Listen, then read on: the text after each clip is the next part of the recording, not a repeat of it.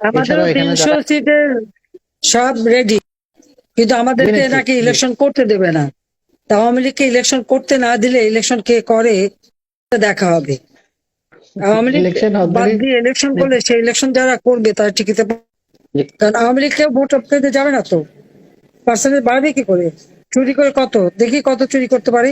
এতদিন বদনাম দিয়েছে আমাদের বিরুদ্ধে, আমরা কোনোদিন কোনো ইলেকশন চুরি করা লাগেনি, আমরা জনগণেরই ভোট পেয়েছি। কিন্তু খালেদা জিয়া ভোট চুরির অপরাধে পদত্যাগে বাধ্য হয়েছিল। চুরি কারচুপি আওয়ামী লীগ করে না কখনো। স্বচ্ছ ব্যালট বাক্স, ছবি সহ ভোটার তালিকা সবই তো আওয়ামী লীগের করা। নির্বাচনের ক্ষেত্রে জনগণের ভোটে নিশ্চয়তা দিতে যে সমস্ত সংস্কার সব কিন্তু আমাদেরই করা। আইন করে দিয়েছিলাম দেশে যাতে নির্বাচন কমিশন নির্বাচিত হয় নিরপেক্ষভাবে।